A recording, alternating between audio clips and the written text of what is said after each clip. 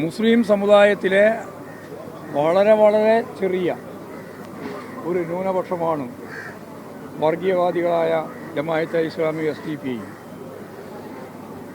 മുസ്ലിം സമുദായം എന്ന് പറയുന്നതിൽ മഹാഭൂരിപക്ഷവും സെക്യുലർ സംവിധാനത്തിന് വേണ്ടി നിലകൊള്ളുന്നവരാണ്.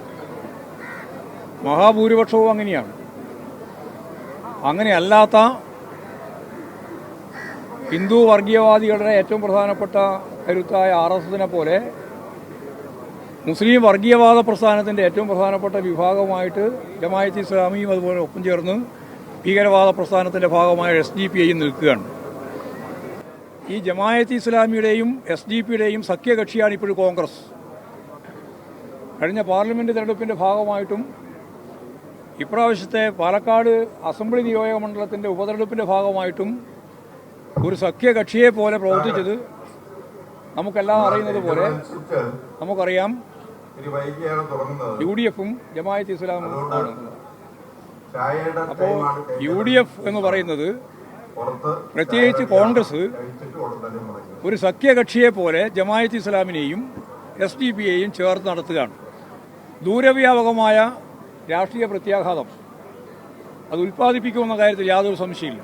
അത് കോൺഗ്രസിൻ്റെ അകത്തും വരും, ലീഗിൻ്റെ അകത്തും വരും. മുസ്ലിം ലീഗ് വർഗീയതക്കെതിരായിട്ടൊക്കെ സജീവമായി നിലകൊള്ളുന്ന ഒരു പ്രസ്ഥാനമാണെന്നാണ് അവർ പറയുന്നത്.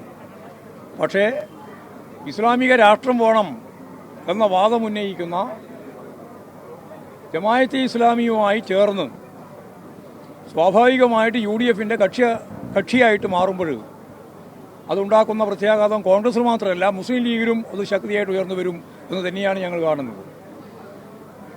അപ്പോൾ ന്യൂനപക്ഷ വർഗീയതവാദത്തെ ശക്തിയായിട്ട് ഞങ്ങൾ എതിർക്കും, ഇനിയും എതിർക്കും. ഇതേവരെ എതിർത്തിട്ടുണ്ട്. ഭൂരിപക്ഷ വർഗീയതയെയും അതിൻ്റെ ഏറ്റവും പ്രധാനപ്പെട്ട ശക്തിയായിട്ടുള്ള RSSനെയും അതിശക്തിയായിട്ട് ഞങ്ങൾ എതിർക്കും.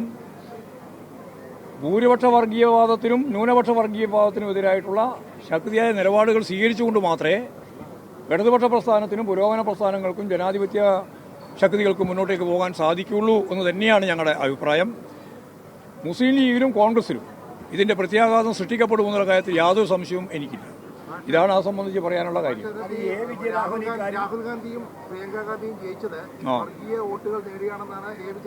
അല്ല, അങ്ങനെയല്ല പറഞ്ഞത്. വിജയരാഘവൻ പറഞ്ഞത് വളരെ കൃത്യമാണ്. കേരളത്തിലെ പാർലമെന്റ് തെരഞ്ഞെടുപ്പിന്റെ ഭാഗമായി കോൺഗ്രസിന്റെയും അതുപോലെ തന്നെ UDFന്റെയും ജയത്തിന്റെ പിന്നിൽ ജമാഅത്തെ ഇസ്ലാമിന്റെയും SDPയുടെയും സഖ്യകക്ഷി എന്ന രീതിയിലുള്ള വോട്ടോട് കൂടിയാണ്. അതിൽ തന്നെയാണ് പാർട്ടി ഉറച്ചു നിൽക്കുന്നത്. അതിൽ ഒരു സംശയവും നിങ്ങൾക്ക് വേണ്ട. ഇല്ലില്ല, ഞാൻ പറഞ്ഞിട്ടില്ല, അന്നും പറഞ്ഞിട്ടില്ല, ഇന്നും പറഞ്ഞിട്ടില്ല. വർഗീയ ശക്തിയെ ആവാതിരിക്കാനാണ് ഞങ്ങൾ ശ്രമിക്കുന്നത്. അവരോട് ഞങ്ങൾ പറയുന്നത് ജമാഅത്തെ ഇസ്ലാമിയും അതുപോലെ തന്നെ SDPയും ഉൾപ്പെടെയുള്ളവരുടെ ഏറ്റവും പ്രധാനപ്പെട്ട വക്താക്കളായിട്ട് ഇപ്പോഴും ലീഗ് സംവിധാനത്തെ മാറ്റാനാണ് അവർ ശ്രമിച്ചുകൊണ്ടിരിക്കുന്നത്.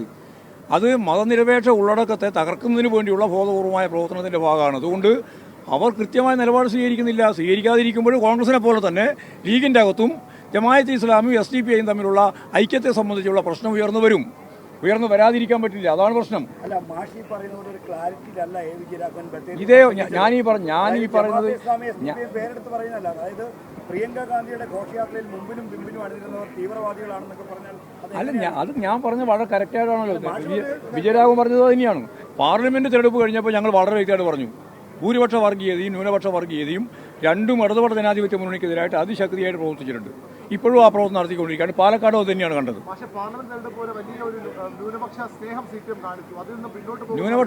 ന്യൂനപക്ഷങ്ങളോടുള്ള സ്നേഹം ഞങ്ങൾക്ക് എല്ലാ കാലത്തും ഉള്ളതാണ്. ന്യൂനപക്ഷ സ്നേഹം അന്നും ഇന്നും ഉള്ളതാണ്. ന്യൂനപക്ഷം എന്ന് പറയുന്നത് വർഗീയവാദികളൊന്നുമല്ല. ന്യൂനപക്ഷ സമുദായം എന്ന് പറഞ്ഞാൽ മുസ്ലിം സമുദായം എന്ന് പറഞ്ഞാൽ വർഗീയവാദികളാണ് എന്ന് നിങ്ങൾ അവിടെ ആരാ പറഞ്ഞത്? മുസ്ലിം സമുദായത്തിന്റെ അട്ടിപ്പേർ അവകാശപ്പെടാനൊന്നും ജമാഅത്തെ ഇസ്ലാമിന് അവകാശമില്ല, SDPയും ഇല്ല. അതൊരു ചെറിയ ന്യൂനപക്ഷമാണ്. അപ്പോൾ ശരിയായ രീതിയിൽ അവിടെ മഹാഭൂരിപക്ഷം വരുന്നതും മുസ്ലിം സമുദായത്തിൽ സെക്യുലറാണ്, മതനിരപേക്ഷ ഉള്ളടക്കമുള്ളവരാണ്. ആ ഉള്ളടക്കത്തെ നമ്മൾ കണ്ടുകൊണ്ട് തന്നെയാണ് പറയുന്നത്. എന്നാൽ അതിശക്തിയായി ജമാഅത്തെ ഇസ്ലാമിനെയും SDPയെയും നിശ്ചിതമായ വിമർശനത്തിൽ വിധേയപ്പെടുത്തുന്നുള്ളത്.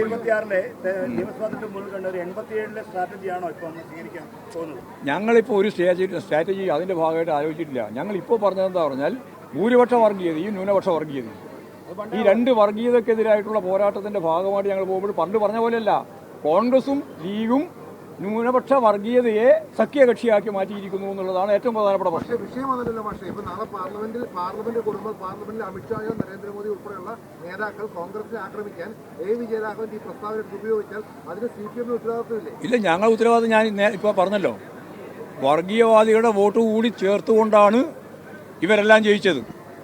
അതിൽ ഒരു സംശയവും നിങ്ങൾക്ക് വേണ്ട. കാസർഗോഡ് ജയിച്ചത് ലീഗ് മാത്രമല്ല, ലീഗിന്റെ ഒപ്പം ജമാഅത്ത് ഇസ്ലാമുണ്ട്. 5,000, 10,000, 15,000 വോട്ടുണ്ട് അവർക്ക്. അവർ മത്സരിച്ചിട്ടില്ല.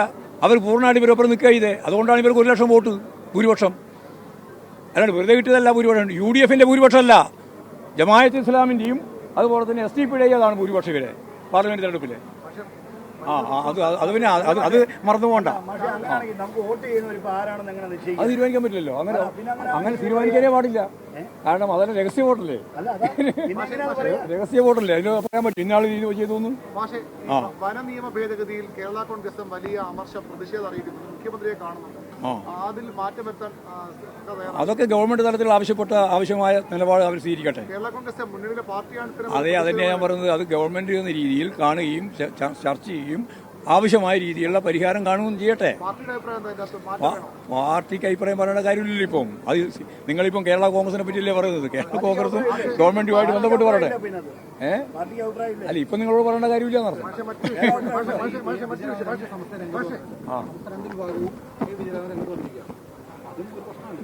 ഞങ്ങൾ നിലപാടെന്താണെന്ന് വ്യക്തമാക്കി. അത് വിജയരാഘവനായാലും MP ഗോവിന്ദനായാലും എല്ലാം കണക്ക് തന്നെയാണ്.